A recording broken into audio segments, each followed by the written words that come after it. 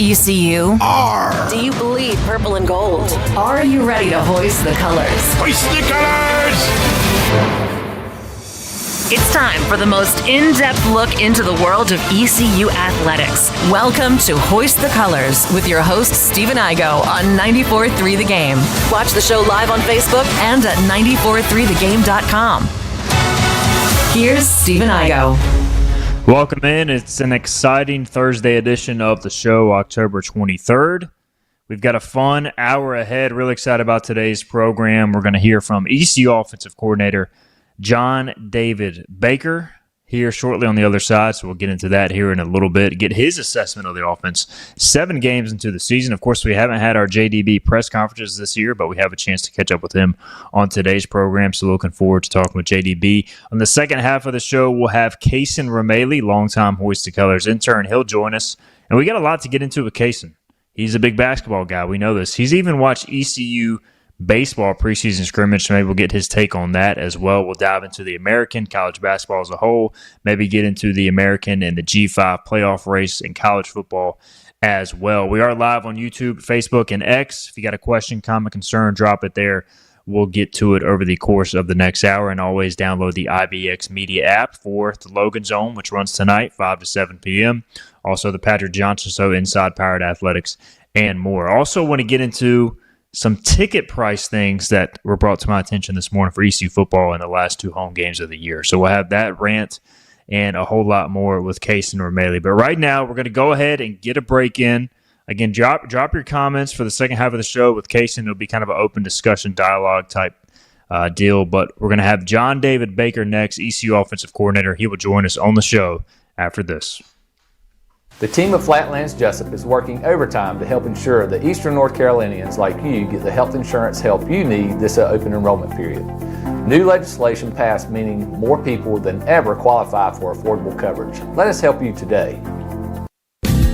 Big tax credits are back. Get a 30% tax credit, up to $2,000 off your new Mitsubishi electric heat pump install. Let Comfort Master help you take advantage of the tax credits with a qualifying Mitsubishi electric ducted heat pump or non-ducted Mitsubishi electric mini splits. Mitsubishi electric mini splits are ideal for bonus rooms, garages, or sunrooms. If you need a new HVAC unit, call Comfort Master today. Call Comfort Master. Call Comfort Master. You know what the problem is with standard belts? Usually you have to choose between too tight or the opposite, too loose. But with Anson Belt and Buckle, you don't have to choose. We got rid of the holes and instead have a track system designed for micro adjustability. That way you can enjoy a perfect fit every time. Anson Belt and Buckle. Find your perfect fit today.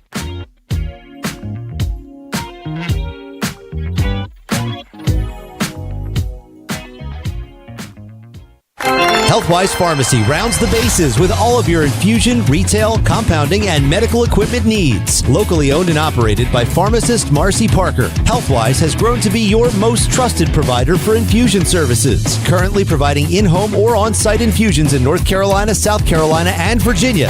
Visit Healthwise Pharmacy at 615B South Memorial Drive or call 252-295-0059 to speak to a patient service representative to find the option that best suits your needs. Tired of the 1-800 numbers advertising Medicare products? Flatlands Jessup has 6 offices all throughout Eastern North Carolina. Get face-to-face help from our local award-winning licensed team. Stop by today. Flatlands Jessup, your whole world covered. The best burgers around. Everyone loves a thick, juicy, and fresh burger. Tiebreakers does real burgers better than anybody. And don't forget about the cheese sticks, fresh salads, and more. So don't just go to any burger-themed restaurant chain. It's time to break the chain and eat local. Tiebreakers, burgers and sports at its best. Go Pirates! Arg! In this age of globalization, we've learned that bigger isn't always better. Ever tried to get phone help from a big corporation from a real person? Right. That's what's so nice about Phelps Chevrolet. After more than 50 years serving our community, Phelps remains family-owned and operated. Mike, Daryl, Wave, West, Allen, and Clay deliver hometown service and integrity, same as always. They share your experience, they share your values, and they are ready to help with any motoring need. Come get you one. The Pirates play here. Time to play the game! This is Hoist the Colors with Steve and Igo on 94.3 The Game. All right, welcome back into Hoist the Colors on a Thursday edition. Pirates on a bye this week, and we have the pleasure of catching up with ECU offensive coordinator John David Baker, who joins us now over the phone. And John David, I want to start first off. How much do you miss talking to us every Wednesday? It's good to catch up with you. I know it's been a little weird not having our in-season press conferences this year, but are you missing us at all? No doubt. I mean, that used to be the best part of my week, and that was one thing that Blake wanted to do different, and not let us see you guys every week. But it's funny, like it's really rare. Like there's not many places across the country that have coordinators speak. Like anywhere I've ever been, they didn't speak, and so when I got here, it was kind of different. But I liked it. I liked getting to see you guys. You always bring the fun questions. we try our best, man. But let's talk about obviously the season at this point. 7 games in, Coach, and look, there's been a lot of highs and some lows as well. 4-3, and you guys just finished on a high note, at least going into the bye. Just kind of your overall assessment, 7 games in of your offense. What have you liked? What do you want to do better going forward? Yeah, I think it's been.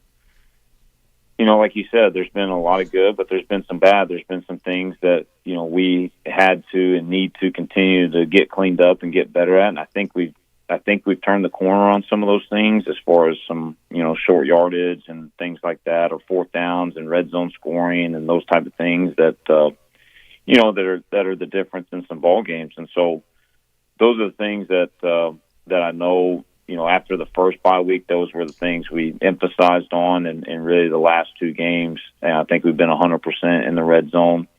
Didn't get a short yardage deal the other night versus Tulsa that we should have. Should never got to a short yardage deal, but that's another story.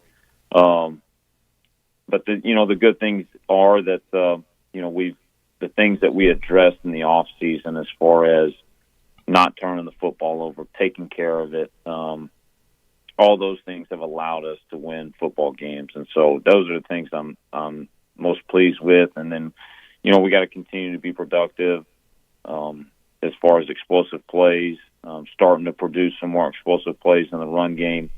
But if we'll continue to do that down the stretch, and take care of the ball, we're gonna put ourselves in a position to go win every single game we play the rest of the way. Coach, you look at the numbers. I mean, third down, you guys are basically elite there, 53%. And then fourth down, 5 of 18. You mentioned it, 28%. You guys are working hard on that. Have you ever been a part of an offense where you're so good on third down, for whatever reason, fourth down maybe a tick off, so to speak? No, not really. Honestly, it's kind of been the other way around, to where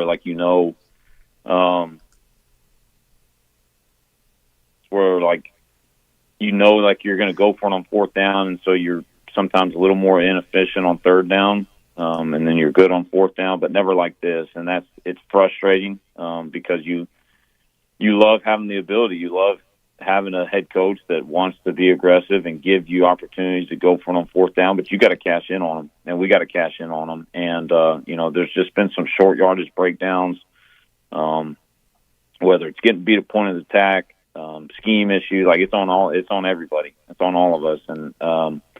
And those are things that we got to continue to get cleaned up.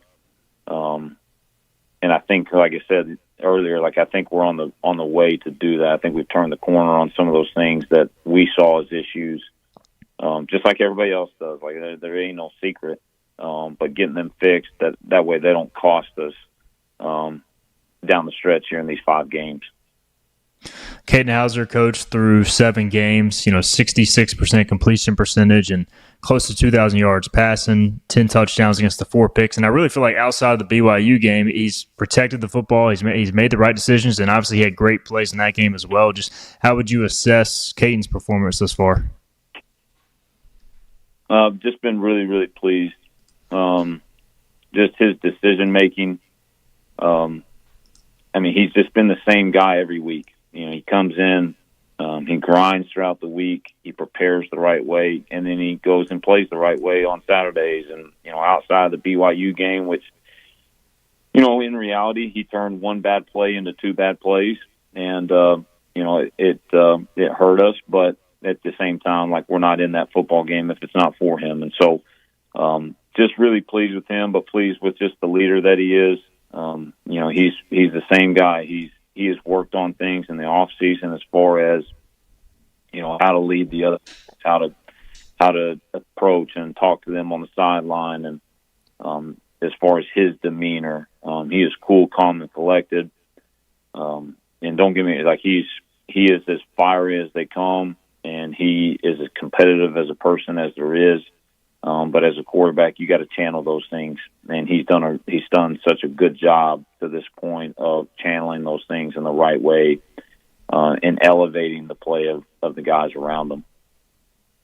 Yeah, I was going to say, after the BYU game, he stood up at the podium. He took ownership of it. You could see how much it bothered him, but and again after the Tulane game, you could just see the competitiveness of how much he hates to lose. I know you guys feel that as well. Just how Anthony Smith talked about how y'all responded during the after the Tulane game going into Tulsa. Did you kind of feel a little bit of an extra fire there, whether it be from Caden, the offense as a whole, kind of going into that Tulsa game? I did, yeah. And there was a couple things I think to that. I think there was frustration on Caden, but really everybody's part as an offense. Like, I don't know that our guys really, they've learned how to win. And I talked about this last year. Like, you got to learn how to win, and I think we've done that. But the next step is learning, like, how to win big games. And if you think about, quote unquote, big games for us this year, you think about NC State, you think about BYU, you think about Tulane, like teams that we probably weren't favored in that game. And it's not, there's some doubt that creeps in that maybe we shouldn't be able to compete with these guys, or, these guys playing the conference championship a year ago, or, BYU is a ranked team in the Big 12. Like, you got to have the mindset that I don't care who they are, that if we go play how we're supposed to play, we can go play with anybody on our schedule, and that's the truth. And so I think it got to a point for us offensively, we got fed up with that way of thinking as a unit and as players of, we've shown that if we go do our thing and be who we are, we can go play with anybody. And I think that was the mindset. I also think the mindset of, you've heard Blake probably talk about it as well, of, and this is why, I respect Coach Harrell so much, and why he and I think get along so well, is because we agree in this: is we're going to play the game a certain way, and that comes with physicality, that comes with like extreme, crazy effort, and I don't feel like we were getting that at times for some people, and then we made some changes. And what I think you saw in the Tulsa game was you saw a unit that everybody was on the same page of, this is how we're going to play, and this is who we're going to be. And that was encouraging to see, especially going into a bye week, to where we can, get some people healed up, and then we can go make a run on these next 5 games, playing how we want to play and being who we want to be. We're visiting with ECU offensive coordinator John David Baker. And Coach, us in the media, the fans, we like to talk about getting other guys in. We talk about Mike Wright, I think, more than any player, and obviously part of that is due to his talent, his personality. But just from a coordinator perspective, like, how tough is it? Because you want to utilize a guy like that, but you also got to keep your offense in rhythm. You don't want to take Caden out. So just how much goes into trying to utilize Mike Wright the best way? Yeah, it's much harder than I probably even realized going into it. Just because it's not like you have a young quarterback to where you're trying to help him and take snaps off of him, by utilizing Mike. Now it's okay if I'm using Mike, there's a good chance I'm probably taking the ball out of Caden Hauser's hands, which that's hard to do. And again, for us, and especially in what we do, it's all about rhythm. It's all about, staying in front of the chain. You got to force yourself to do it. And that's what I think you kind of saw in Tulsa. There was some spots on the field where, like, no matter what, I knew I was going to get Mike in the game and use him in a couple different ways. And we were able to do that and got some good production out of him. And that's something that I think we got to continue to do. And it's me more than anybody just forcing myself to do it. And Caden, obviously Caden's all about it. He wants to win, and how we got to do that. So it's me having to do a better job of picking those spots and sticking to the plan of being, all right, when we get to this spot or we get to this situation, all right, this is where we're going to use them. This is how we're going to use them. And we saw at your running back position, we've seen TJ Engelman step up. We saw Lennon Montgomery hit an explosive run against Tulsa. What are those conversations like with Coach Freeman now that you guys have a 7-game sample size on how y'all want to kind of handle the backfield down the stretch, and also like just the development of that run game overall? How would you assess that? Yeah, I think it finally got to the point with with TJ more so that it's just like you got to trust your eyes and you got to trust what you see on tape, and TJ has consistently put it on tape, spring ball, fall camp, throughout the season of when he touches the ball, there's production, and so it finally got to the point to where it didn't feel like we were getting as much out of runs as we thought we should, and so it's okay.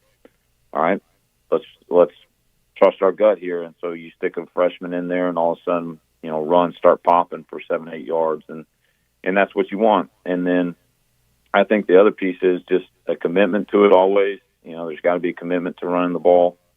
And then London is a little bit like Rajay in the sense of, I don't know where Rajay was at this point last year.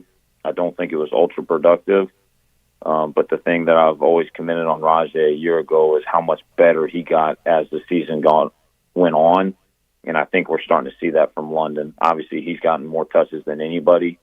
And I think that production is starting to come from, logged reps of just getting better and better and feeling more and more comfortable. And then Marlon is Marlon. He's always consistent. He's not a home run hitter. He's not going to take it from a long ways out, but if it's there, he's going to get what's there. And so I think you'll continue to see those three. And then Parker's just got to stay ready. It's 5-game season here in the month of November, and you never know what can happen when your time can get called again. Coach, in offensive line-wise, dating back to the spring, y'all have lost some guys to injury, starting with Carson Jones and even Jacob Sacre, if you want to go back that far. So y'all have been a little banged up there at tackle as well, with Bryce Weaver and Jamarion going out. I kind of got an appreciation at the Tulane game. I was on the sideline watching Coach Maddox coach those guys up, and they're all engaged and going over the details. Just how have you seen that group grow through some adversity? Because they've had to move some guys around. You've had to play some young guys, and maybe that'll make you better down the line this stretch. You kind of agree with that?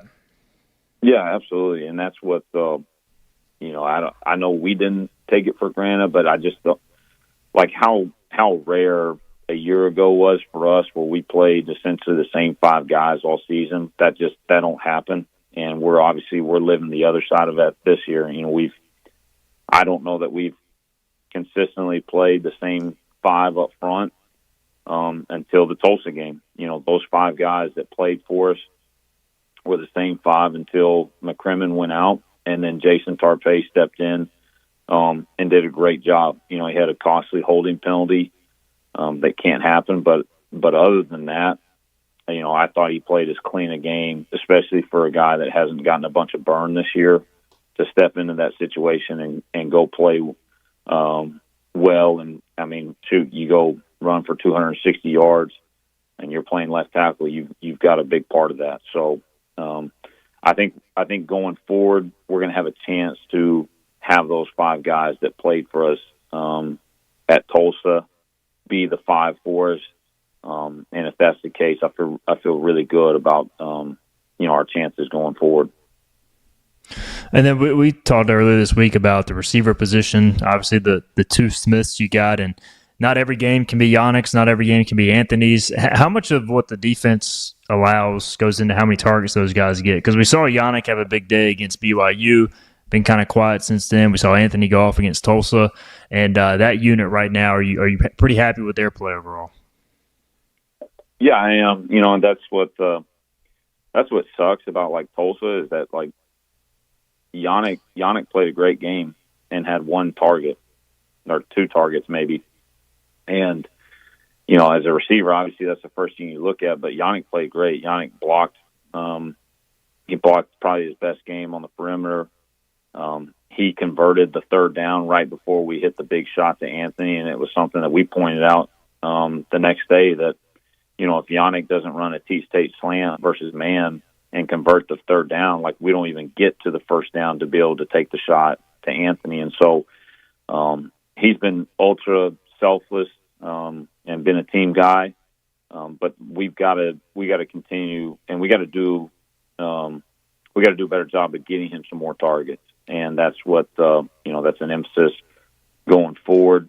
But it's not, you know, you don't really think about those things in the game, you know, especially it's hard in a game like that to where, you know, you end up with whatever it was, yardage wise and score 41 points. Like you don't think you just think about moving the ball and, you know, what are the ways that we want to attack it. And sometimes like some of these shots are things that are down the field. We have them both ways. It just happens to end up on, you know, the hash where Anthony's on it instead of Yannick. And, you know, games are just funny that way. But we also, you know, I use the example to Yannick.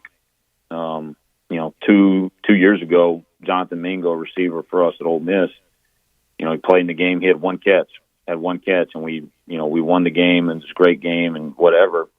But our best receiver had one catch. Well, then the next game, he goes out and he sets the single game record receiving at Ole Miss. And it's just, football's funny that way. And I try to encourage Yannick that, you know, sometimes the ball doesn't find you, but more times than not, we got to make sure that we're finding ways that the ball does find number one, because he's obviously one of our best ones. We got to find a way to do it. A couple more things with ECU OC John David Baker. We'll get you out of here, Coach. Just a second bye week of the month, so kind of unique situation here in October. You know, you got a kind of a grind of a schedule in November coming up. How do you approach this from a self-scouting perspective and also just getting your group ready to go down the stretch? Yeah, I think it's good and bad because obviously you left on a pretty good taste in your mouth after playing Tulsa. There was, you know, a lot of good in that game. There's a lot of things that, like, we left out there. You know, you look up and you could have easily had 650 yards or 700 yards and scored 50 points easily in that game. And I think that's the point of emphasis is, you know, as good as it was, there was still so much we left out there. You know, drop passes on third down that are going to turn into points more than likely, things of that nature. But I think for us, more than anything, I think we found the right lineup of people, and now this allows us to go get healthy, and then let's go swing our sword for the next 5 games, and let's go take a shot at this thing. Coach, we saw Chasten did a play a little bit earlier this year, and I'm just curious, like during a bye week like this or earlier this month, do you give those young guys an in-depth look as well, and how are those guys coming along, or any of them catching your eye maybe in a developmental year? Yeah, I think the first bye week we did a little bit more of that as far as, you know, some scrimmage type things for those young guys just to give them an opportunity, and Chasten's one of those guys. He's been just really impressive with how he's picked up the offense, and he's got a natural feel to it, and you can just see that. Other guys to me that stand out, Dylan Lorick's been a little banged up at receiver, but he's a guy that really excited about the future going into next season. And then probably the guy that I'm most excited about, besides maybe Chasten, is Kendall Walton, a young old lineman from South Carolina that he has some natural bend and power.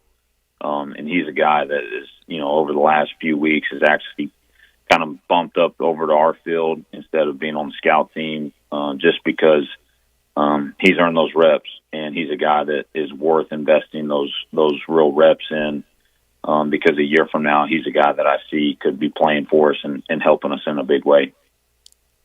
He is offensive coordinator John David Baker. Coach, we appreciate the time during the open date, and we'll be seeing you out of practice soon for a lot of games in November, man. So enjoy your final weekend of some downtime.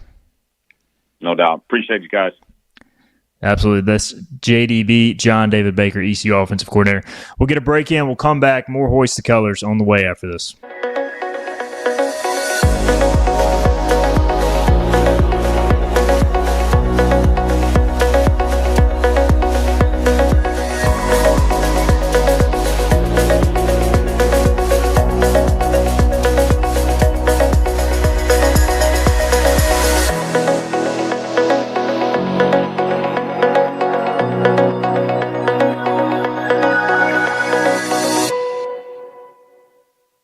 Storm season is approaching. North Carolina weather can damage your roof, and before long, a small leak can turn into a big problem. Your home is one of your biggest investments, so protect it with Wells Home Improvements. We work with all insurance companies for a hassle-free roof installation experience.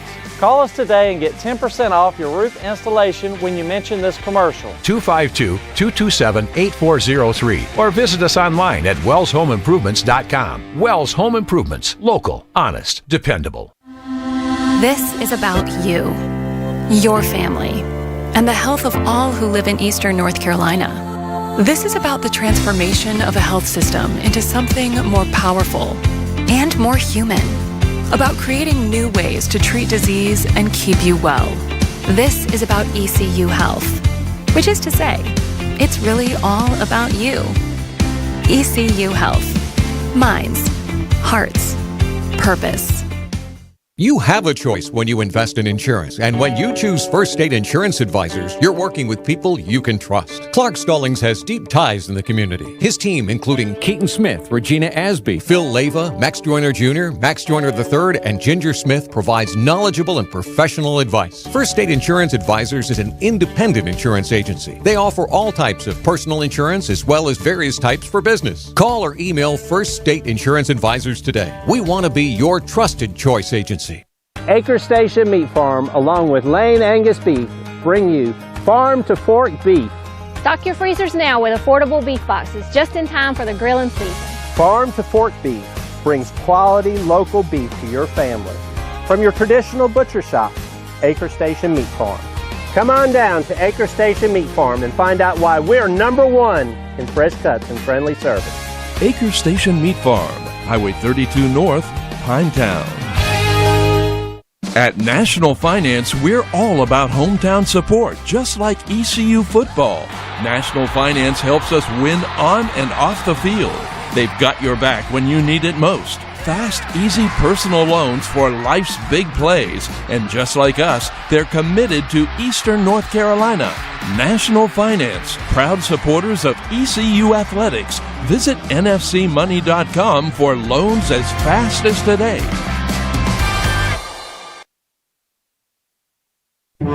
Get ready to board. We're live with Stephen Igo on 94.3 The Game.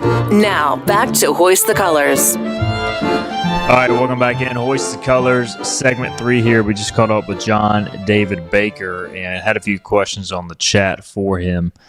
Jones Bones asked about the freshman class, which he just kind of addressed in our most recent or last question there. And then John Moody wants to know, when it comes to the signal callers on the sidelines, how much is for show and how much is actual signals? Never seems like any players are really looking at them. So my understanding is they use both, and but mainly it's on Caton, what he's hearing through the headset. He relays that, but also when they want to go really fast, they do use a lot of the signals. But I'll try to get further clarification on that, John, next time we talk to JDB. But thanks for the question. All right, let's get to our next guest. He is Cason Remaley, former Hoist the Colors intern. We also have Philip Pilkington back in the 94.3 The Game studios. Again, congratulations. I know I told y'all both, Philip on the air and Cason off the air, the Panthers are officially average. So before we get into more important topics, Cason, are you ever going to witness a Panthers home loss this season? I sure hope not. I'm hoping it's not this Sunday. I feel oddly good this Sunday about the Panthers' chances. Don't really want to talk too much about it. Bryce did not practice yesterday, but he was on the field, running around, doing some things. You know, for the first time in a long time, I like the direction of this program, I must say. This mustache is coming in kind of serious too, man. I'm just not noticing this. How proud are you? Yeah, it does look good. Thank you very much. I am proud of the mustache. Like we said last time I was on, I have no reason to shave the mustache. Pirates haven't lost since it. Panthers haven't lost since the mustache. The Charlotte Hornets haven't lost since the mustache. Hornets with a nice win last night, opening night versus D.H. Conley and the Brooklyn Nets. So we're going pretty smooth here.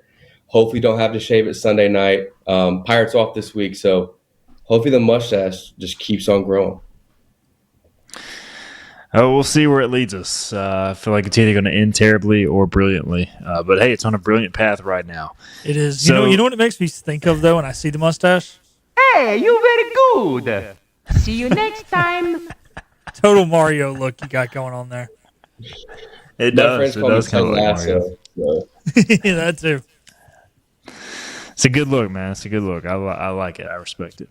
All right, so we got a lot to get into. I mean, we could talk NBA betting scandal, NBA period. We could talk ECU basketball on the horizon, American G5 race. We may get into all that, but I want to start with ticket sales, ticket prices for ECU football games, the last 2 games of the year.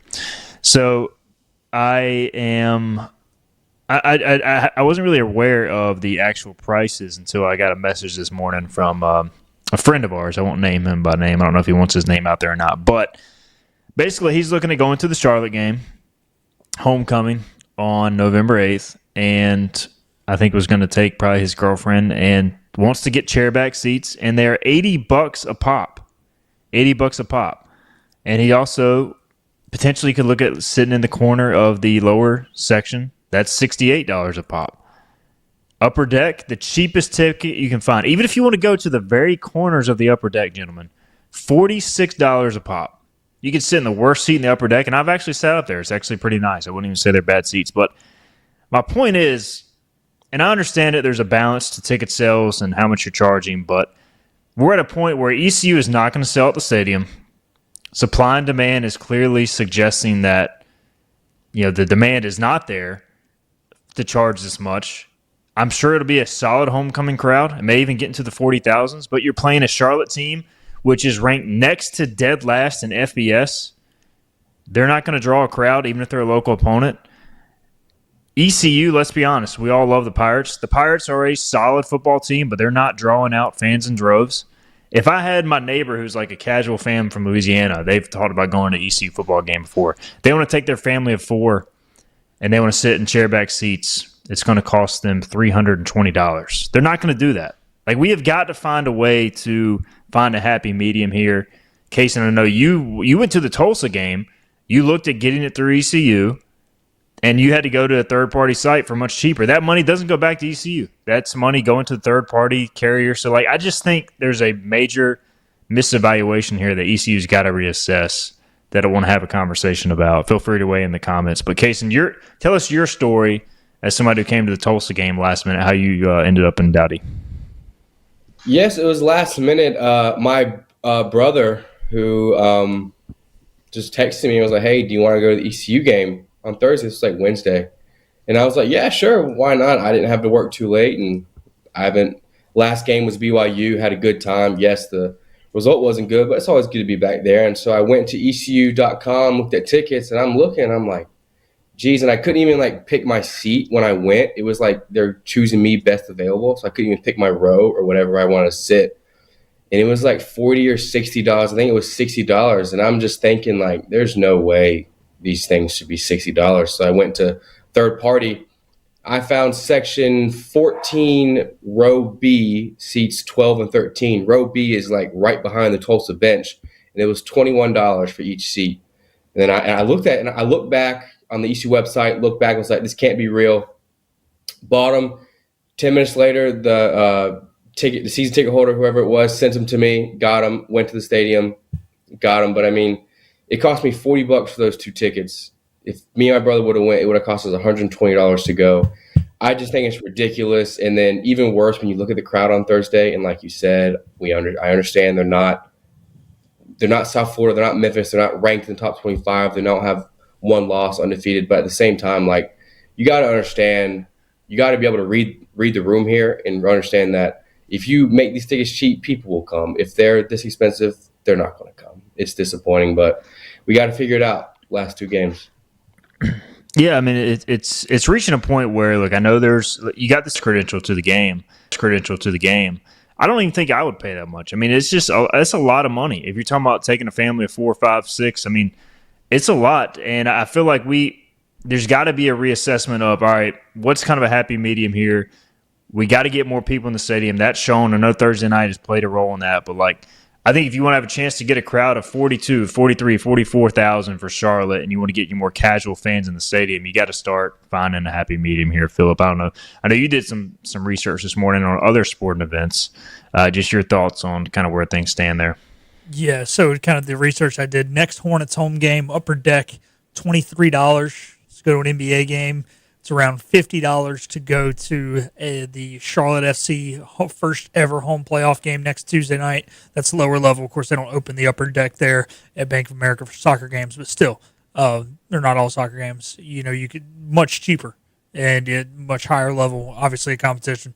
The thing is, I don't even have as much problem with the $80 for the chairbacks if they're 95+% full, because you do want to get the amount of revenue, the highest amount of revenue you can get. So if people are buying them, cool. My issue is the $40-some for the upper deck. Like, it should be like $10, maybe $15 up there max. And I would even say, like, for the BYU game, it should be $15, $20 max to go up there. For a game like Charlotte, dude, there's plenty of people who are young grads who just want to come back for homecoming weekend, especially if they were in Greek life and they want to go to the game. But, maybe they're still kind of looking for their first big job and they're already paying for gas to get into town, paying for a hotel, which those are always jacked up game weekends, and they need the cheapest way possible into the stadium. Let those people get into the stadium, charge them $10 or $15 to the upper deck. So that's my big issue. Like I said, I don't know about the numbers with the, with the purple. If it's only 2/3 full, then 80's too darn much. Again, if you are selling 95, 98% of them, maybe $80 was you getting the best, bang for your buck there if you're the university. Yeah, and I was texting somebody earlier. I feel like, for me, lower level tickets, I would try to make them $50 no more, and upper deck $25 no more. I just feel like that would be a more happy medium to where like you're actually getting people in the stands, like affordable pricing. And again, I don't know all the numbers. It's easy to sit here and say it should be cheaper, and maybe ECU's got to sell it at a certain price point to make their revenue and all that. Like it's easy for us to sit here, but I just feel like it used to be easier to come to the stadium especially for these conference games at a more affordable price point. And we got to get back to just getting people in the stadium. And I think it will be a solid crowd versus Charlotte. I think Memphis has the potential as well, but I don't know. I'm just kind of disappointed looking at that because I have a lot of friends in my that are my age that would love to go to these games, and they just can't afford it. And we talk about traveling in, spending that much money, bringing your kids, like it just adds up. The concessions are quite honestly overpriced as well. So like I don't know, like and there's no mini pack plan that I'm aware of. No, well, this thing you're going to get that concession revenue if you get people in the stands. Yeah. Like if you can get a family of 4 up in that upper deck for $10 a ticket, yeah, you're only getting $40. But you know what happens when you get a family of 4 with a 6-year-old and a 4-year-old? Popcorn, cotton candy, soda. You just made a lot more money than you were going to make if they don't show up. All right, John Moody says, my tone is not angry in asking this. How do we hold the value of those of us paying full price for season tickets? And that is I think that's the hardest thing to overcome. But I guess your value is, would you rather have a more full stadium, a more fun experience, this late in the year, where I feel like just in general, it's just harder to get people to come out when it starts to get cooler. Yeah. But I understand. So either y'all have a I agree 100% with what he's saying, and I do think you should be rewarded for getting season tickets. Again, that's why I'm kind of okay with them charging a little more for the purple back, because I know not everybody that has season tickets is chair back, but a lot of them are. So I think what you have to realize is season ticket holders, we have to realize this with Panther games too. Like when certain teams come to town, you're kind of losing out by being a season ticket holder, and when certain teams come to town, you benefit by being a season ticket holder. So like, the BYU game, the Army game, games like that, yeah, maybe it's better off being a season ticket holder. But sometimes when it's Charlotte, it's, dang, you could have got them cheaper. And I still, to your point, like I said, you should be rewarded. It's the same reason they don't do $5 upper deck tickets for every single ECU basketball game, which we've come on here and complained about a lot. So there is a fine line, but you still need to find a way to average it out. Like Steven, you said, your dad, it's fit. Does he have chair back? Does he have purple? Yeah, he's in the chair back 54, section. Or let's even say it's maybe $60 maybe for normal people. Like you said, he's an employee, so he gets a discount. Then they should at least be, $70 to $75 then for other games. Maybe, I don't know. Like I said, you should still be rewarded. However, there's still got to be like a limit there. Yeah, and then maybe it's just extra. Obviously, if you're in the Pirate Club, you're getting season tickets. You're getting that extra bonus, for signing up as well, that you're getting some perks there. So, I mean, there's ways to offset it. I just feel like we got to do a better job of getting people back in the stands, and I definitely understand your question. All right, anything to add here, Cason, before we move on to other topics? No, I just think that at the end of the day, you just got to put butts in seats. It's just ridiculous, and like. Think about our three major sports: football, baseball, and basketball. All three have ticket problems, but they're all three different problems. The baseball, the season ticket, that's been a problem of they're sold out, but then again, the stands are empty because people are selling them, holding on to them hoping for a regional host. Basketball, I think the way this is going, we should just open it up. Just open the gates, I think, which the rate we're going to be going. I think we'll be talking in January. Let's just let everyone in. Let's have elementary school day every day. But we'll see. Holding out on that. And then football, just the problem. But then again, maybe we should do what Coastal does, try some different things, do the free concessions, but then again, when you get the concessions, I got concessions. The concessions really are not good. And there have been so many comments on Hoist the Colors, as well as these comment sections, how you're paying so much money for concessions and they're not even good. But at the end of the day, let's just get butts in seats and cheer on the Pirates. All right, Jones Bones throws out the idea of free food for season ticket holders, ? Max of 2 people, and better parking discounts. So, there's ways to offset it. And I just feel like I kind of feel like the whole thing needs an overhaul. I mean, like almost in every sport for the problems we mentioned, but easier said than done. Look, we love to complain and offer advice, and sometimes don't have the answers, but I just feel like looking at those prices this morning, we got to find a happy medium. I just want to bring that up. All right. Hunter Corbett wants to know, does Cason think the Charlotte Hornets will at least make the play-in tournament? Love game 1 NBA overreactions, but what you got, Cason? If the Hornets stay healthy, they can definitely make a push to it. But then again, Brandon Miller and LaMelo will probably be down in a month or two. So if they stay healthy, they can make a run. Kahn looked good last night. Starting 2 rookies, don't love Kalkbrenner. He's like a giraffe running out there. So we'll see how he kind of molds into the season. But I think Brandon Miller and LaMelo and Miles Bridges are a really good core, I think, for a young team. So we'll see what happens. But if they stay healthy, they can definitely make the play-in as like the 9 or the 10 for sure. I think so. Cason, you definitely need to upgrade that center position, but I will say about Kalkbrenner, I want your assessment of him last night. He seemed to always be in the right position at the right time. A lot of time his baskets came very easily because he knew where to be on the court. I feel like he's a high IQ guy, but that's part of playing for Coach McDermott there at Creighton.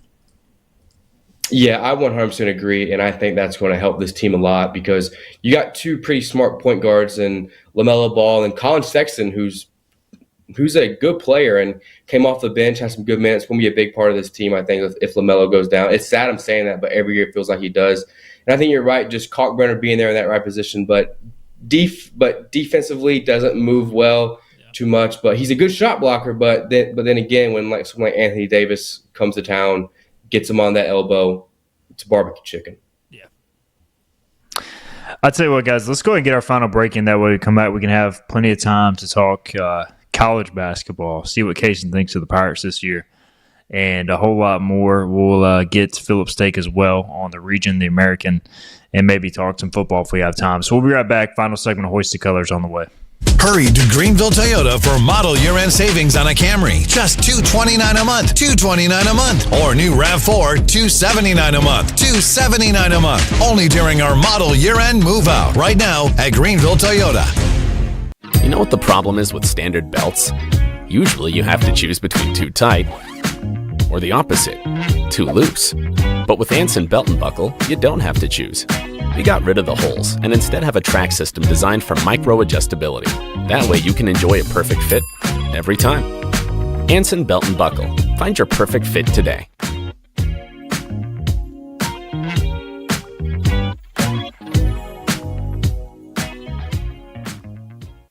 Daughtridge Gas and Oil has been your dependable propane supplier for 95 years. Their trained technicians can service and properly install all your propane and natural gas appliances. Plus, Daughtridge Gas and Oil is your backyard expert with fire pits, grills, smokers, and more, including quality outdoor furniture at their Greenville Patio and Hearth Shop at 1901 Charles Boulevard. Go by and see the knowledgeable staff at Daughtridge Gas and Oil.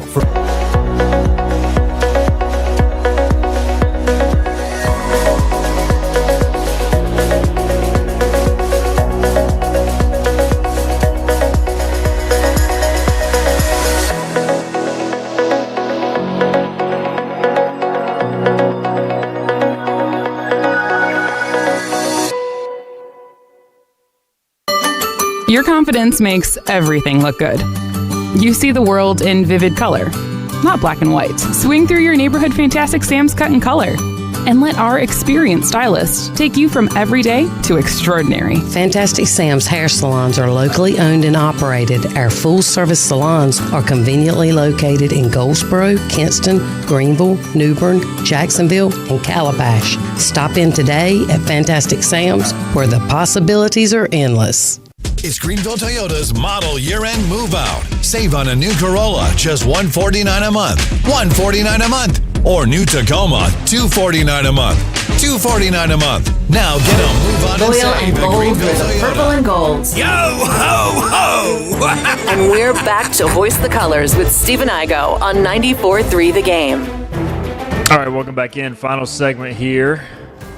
We've got Philip Pilkington back in the 94.3 The Game studios. Cason Remaley alongside as well. Wish we had more time with Cason's. We'll have to get him back on the show soon, but we got to talk some Pirate Hoops, some college basketball wise here, because that's really why he initially came to Hoist the Colors. And Cason, how much did it hurt you to not be present at ECU Basketball Media Day on Tuesday? Oh, it just pained me so much. I woke up and I was like, oh, I got to go sell cereal. Not talk to Sorry Quinn. Just hurt me so much. I wish I was there.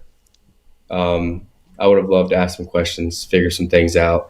I am very curious about this team. This is the first time in a long time I really don't know much about this team. Granted, I'm no longer in Greenville, so kind of hand in hand. But even last year when I wasn't there, I kind of had a pretty good grip of what's going on.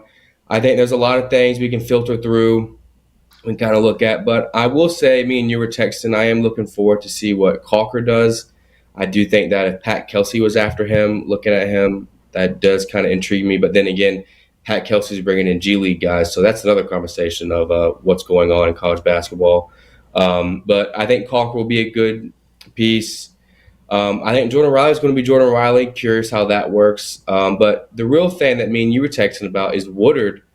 Going to put him on the wing opposite of Jordan Riley. I just don't really understand how that's going to work, because those are three guards right there that need the ball in their hand. Jordan Riley's very drive and slash, so is Woodard. And then if you got that big man from, is it George Mason, I'm pretty sure, down there clogging the paint. I just don't understand how we're going to have two slashing guards plus a post man we feed down low. I just am very sure about this spacing. I mean, I just don't understand where the shooting is coming from. I really don't understand how it's going to work. But then again, that's why I'm here in Mebane selling cereal, not in Greenville coaching basketball. So we'll see what happens.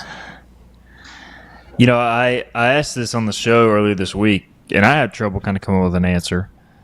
Like, what would be a success for you as now a fan of the Pirate basketball program, Cason? Like, what do you want to see this year from a success, or to say, hey, this was a successful year? If they finish 500 in the conference, I would say that's a successful year with what the pieces that I know that I have. This is my assessment. 500 in the conference, I think, would be very, very good for this team. I think they'll win their annual one game in the conference tournament and then probably not win the next one. But I just think there's so much unknown. I will say I do like the non-conference schedule, though. I do like it. I do think that is a nice test. I kind of wish we had this schedule 2 years ago when the team was a little better. But then again, that team had a horrible schedule and it was dropping games to upstate. So who knows? But I definitely, I'll say 500 in the conference, hang around in the non-conference, but Then again, I really don't know because this state in college basketball, the American, it's probably 1,000 new players in the American for basketball. You really don't know until around right after Thanksgiving what teams are. So we'll see. 500 in the conference, I think, will be a pretty good season in my books. Yeah, a lot of unknowns with the entire roster, and maybe this is a good thing. Just us kind of doubting really what we'll see out of this team. Maybe they'll surprise some people. There's not a whole lot of expectations. Picked 10th in the conference overall, so we'll see. Any other storylines for you, Cason?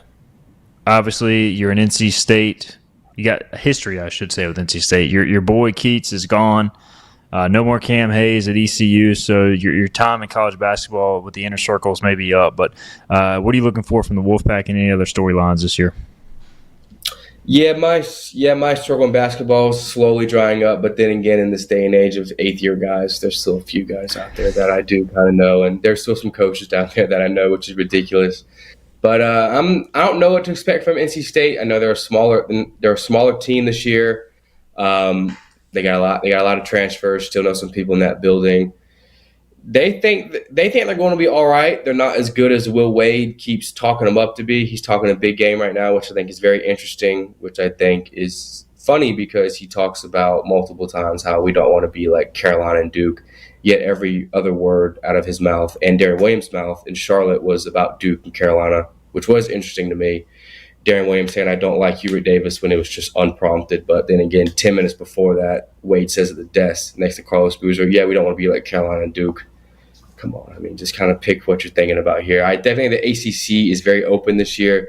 I think the SEC is open as well as the Big Ten.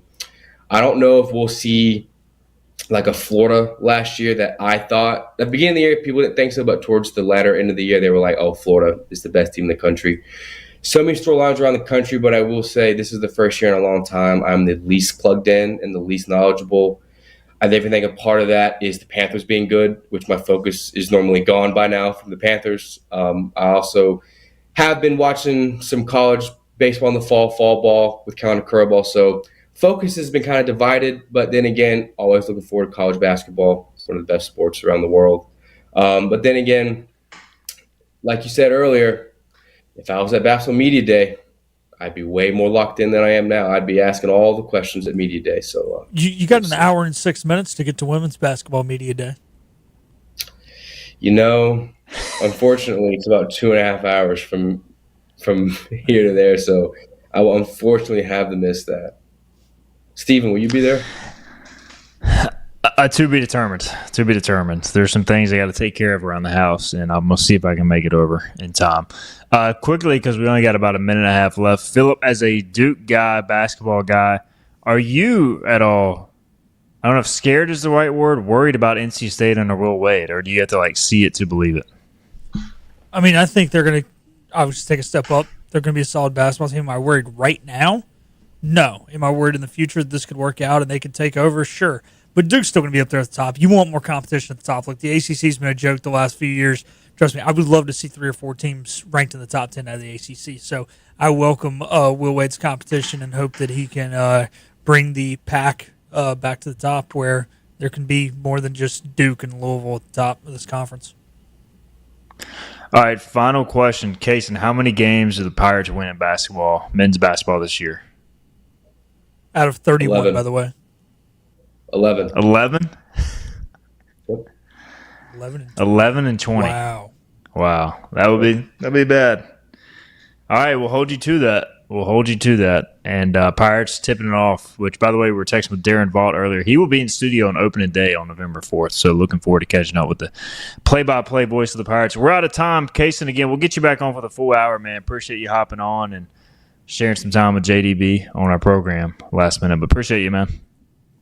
Yeah, man. Fun to be here. Looking forward to talking more basketball as the season goes on.